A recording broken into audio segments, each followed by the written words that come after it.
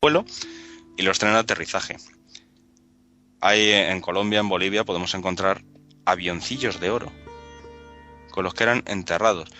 La ciencia actual, la arqueología moderna, dice que son representaciones de pájaros y peces, pero tienen la forma exacta de cazas aéreos. Con una antigüedad de 5.000 años podemos encontrar las pinturas rupestres de Kimberley, en Australia. Ahí aparecen muchas cosas, muchas. Sobre todo personajillos con faz luminescente y otros personajes que son los llamados wanjinas, muy similar a los jinas de Arabia, wanjinas, jins, que tienen un aspecto muy similar a lo que hoy la ufología moderna llama grises. Con 4.000 años de antigüedad encontramos pinturas murales en el templo budista de Dharmshala, en Himachal Pradesh, en la India. Y las pinturas chinas de la gente Yi Gung, que surcan los aires montados en carros voladores en forma de rueda. La casuística es muy abundante. Tan abundante que llega a aburrir. Pero voy a poner otro ejemplo más. Un recopilatorio de fenómenos celestes en el que intervienen aeronaves espaciales lo encontramos en el denominado Libro de los Prodigios de Julio Obsecuente, donde aparecen testimonios del cronista e historiador Tito Livio, de los que daré pues datos más, y a esto lo podríamos llamar ufología mediterránea. En torno al 500 a.C., esto no viene en el libro, o sea, son los cálculos, bueno, en edición sí viene, pero es un cálculo que se hace a raíz de lo que él dice, porque no da una datación, o sea, él cómo va a saber que es el 500 a.C., no lo sabe, pero da el reinado, quién reinaba y tal. Bueno, pues hecha esta aclaración, en torno al 500 a.C., durante el segundo consulado de Pluvio Póstumo Tuberto y de Agripa Menenio Lanato, se vieron en el cielo, hasta muy avanzada la noche, lanzas de guerra en llamas.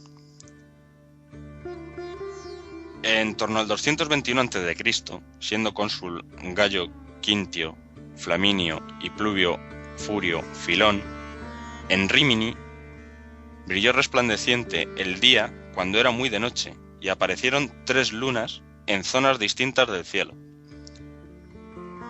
En torno al 215 a.C., bajo los cónsules Ceneo Servilio Gémino y Gallo Quintio Flaminio, en Roma se vieron en el firmamento apariciones de naves.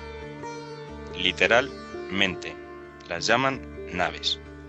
En Arpi se vio un escudo en el cielo, un combate entre la luna y el sol, y además 2 lunas durante el día. En Capua se vio el firmamento en llamas y se contemplaron apariciones de naves otra vez en el cielo. Estos testimonios, ¿no?, hablan claramente pues de hechos que poco o nada tienen que ver con relaciones, o sea, con cuestiones relacionadas con fenómenos atmosféricos o astronómicos. La forma de escudos, que digan que son naves, pues evocan la presencia física de objetos inusuales en los cielos.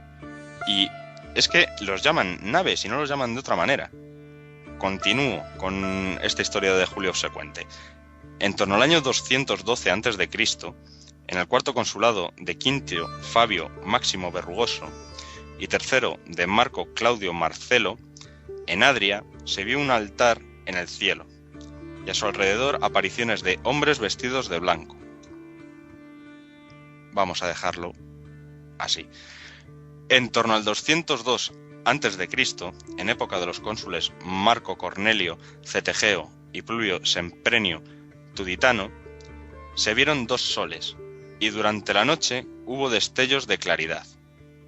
En Seza se observó un meteoro que se extendía desde el nacimiento del sol hasta el poniente.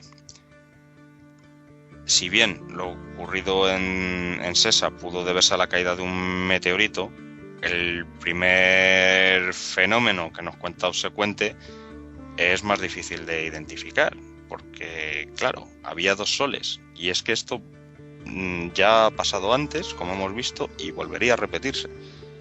En torno al año 201 a.C., en el consulado de Cneo Servilio Cepión y Cneo Servilio Gémino, en Anagni, se observaron primero destellos intermitentes en el cielo y luego un meteoro luminoso en el firmamento. En el 202 a.C., en el consulado de Gayo Claudio Pulcro y Tiberiano Sempronio Graco, un aerolito enorme cayó desde el cielo al bosque de Marte de la Tierra. O sea, ellos tenían un sitio que lo llamaban el bosque de Marte, no que cayera en Marte, en el planeta Marte. Y esto aconteció en la comarca de Crustumerio,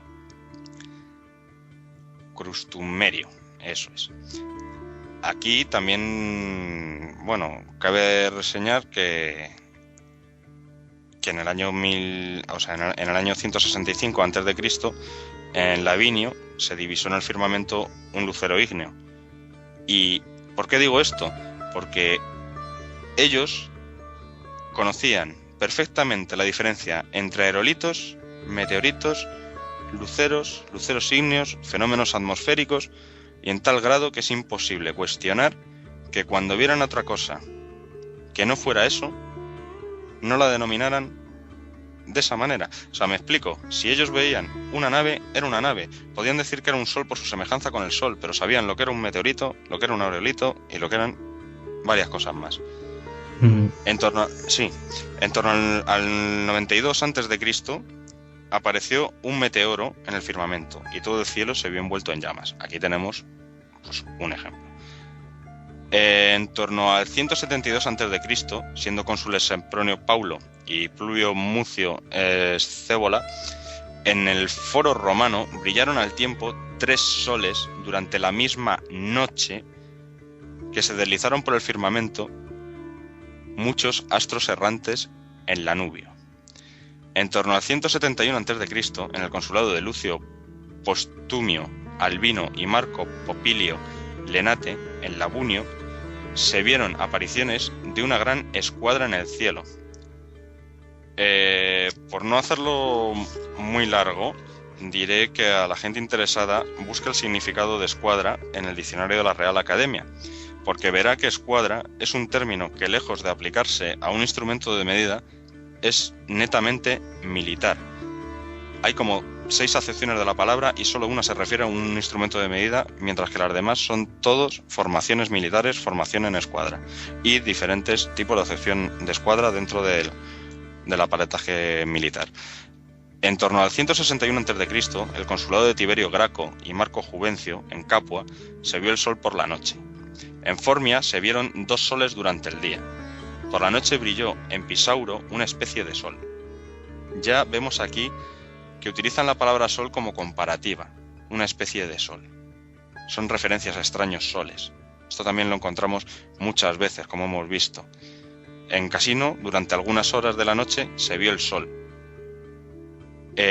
Más tarde, en torno al 132 a.C., en Armiterno, se dice también que el sol se vio por la noche y que se observó un resplandor durante algún tiempo.